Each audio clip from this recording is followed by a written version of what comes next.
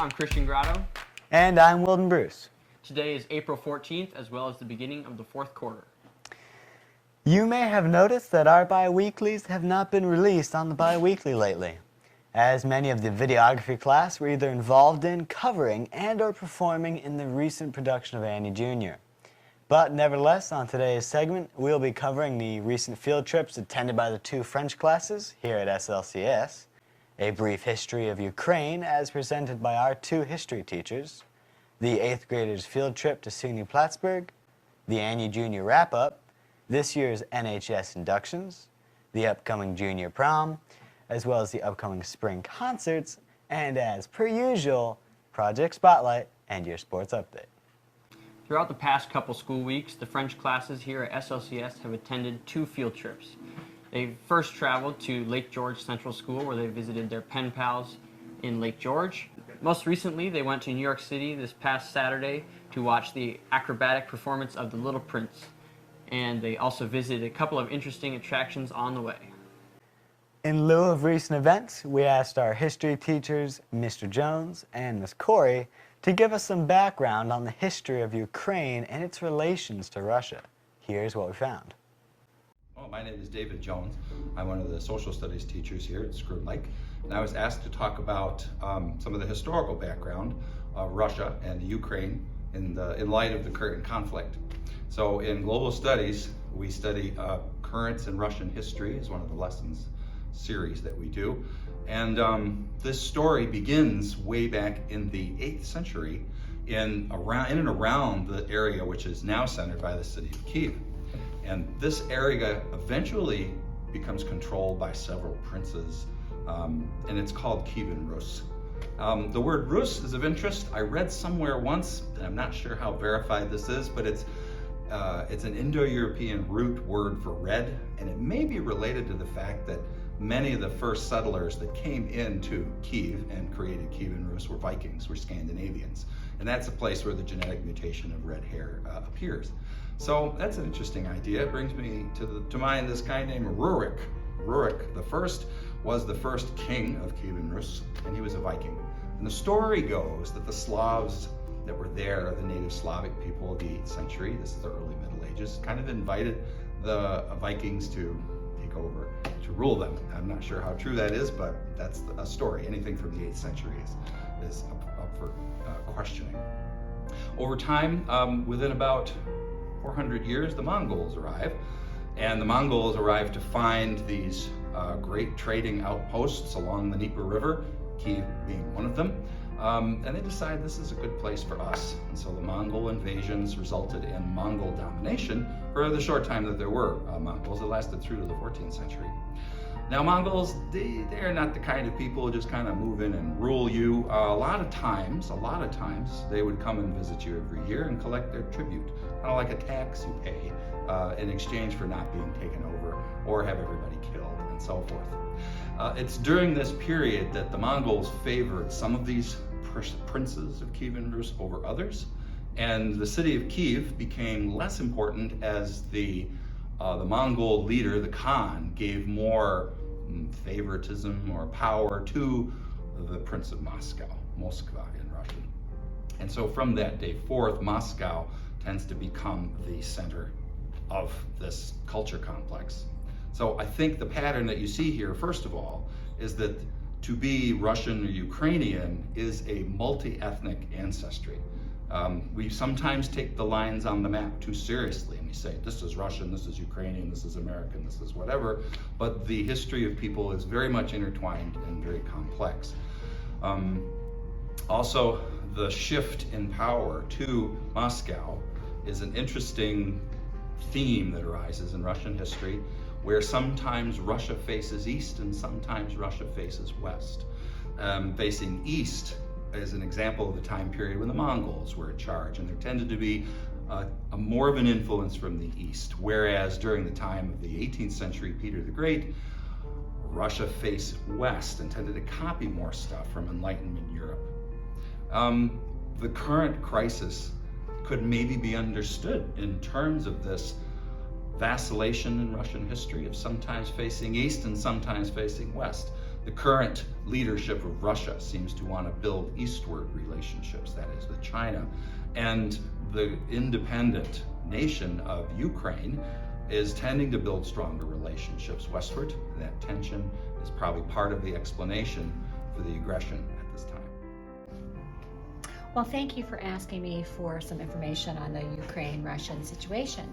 As many of you are aware, Russia and Ukraine have had major ties for centuries, going back 1,200, 1,300 years. And this is deep-seated and kind of complicated. Russia has always sought warm water ports, and one of the things that they really value is the Crimean Peninsula, which happens to be on the Black Sea. They also want oil, and they're trying to obtain that in this latest conflict.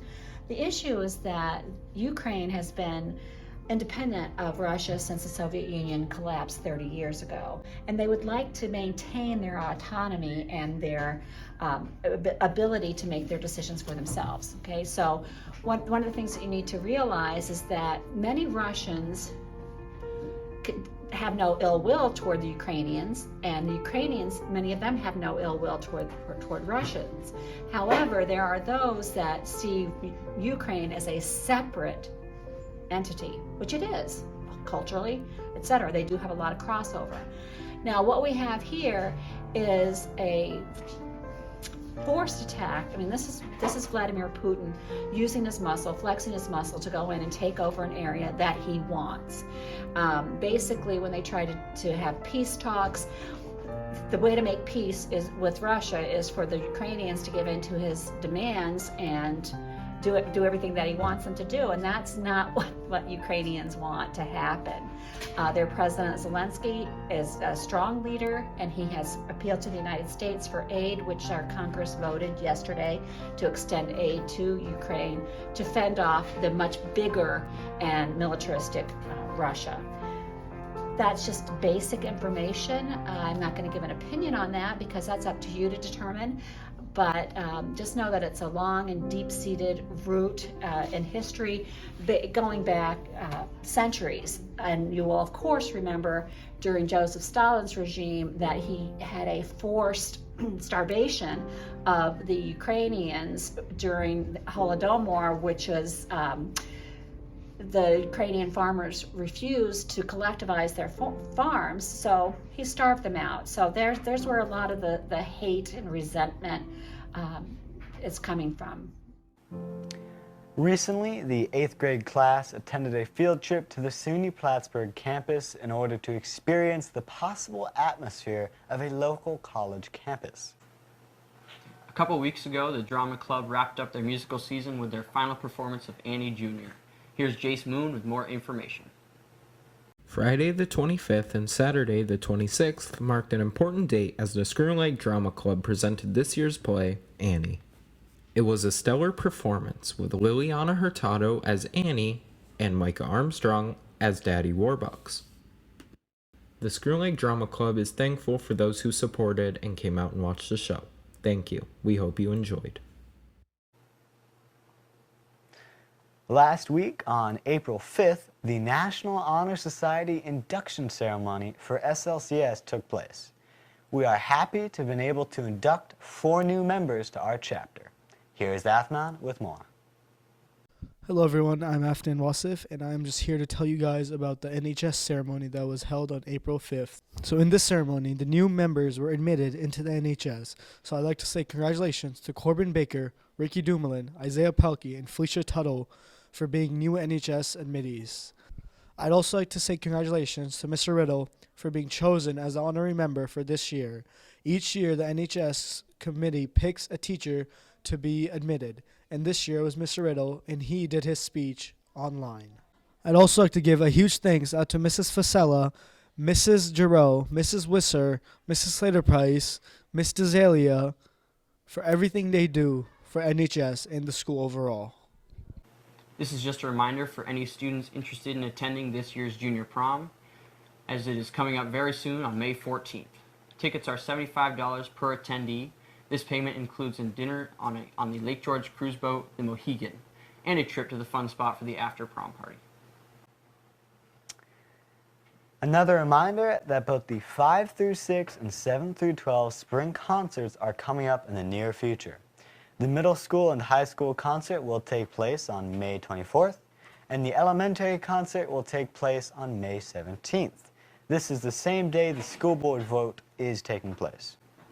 This week on Project Spotlight, the second grade students presented their famous American research projects to their parents and elementary classes. Each student was assigned a different famous American to research and dress up as. Congratulations, second graders. Keep up the good work. Now here's Isaiah with your recreation report from Outer Banks. Hello, Mr. Bernhard and videography classmates. I'm out here right now in OBX, North Carolina, and I'm out here on vacation with my family. I was supposed to do a recreation report this week, so I figured I would do it out here. Right now, I'm right by the ocean.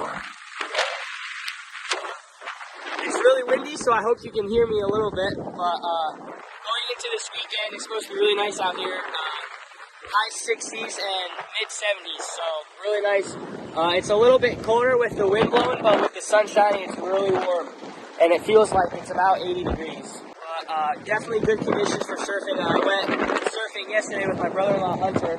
Right now they are shark fishing too. So weather out here is definitely beautiful, warmer than Screw Lake, and it's definitely been a great time. Definitely would recommend anyone coming out here and seeing this place. You can rent kites, you can rent surfboards, you can buy fishing poles, rent fishing poles. There's a bait and tackle shop right out here on the pier. Definitely a nice spot to hang out with your families. It's been really cool. So I'll see you guys back at home, and it's been fun. Thank you, Isaiah. Today on sports, the spring sports have started on March 14th and are still in the early seasons now. The spring sports include baseball and softball, which I am right in front of the field right now, and they have joined teams with Bolton. Both teams had their first game on April 1st in Glens Falls Dome. Throughout the season, I will give you updates on how they are doing. The spring sports also include tennis and golf. Tennis and golf ended up starting a little later due to the musical Annie. That's all for sports. Back to you, Wilden. Thank you, Ethan. That is all for now. Thanks for watching.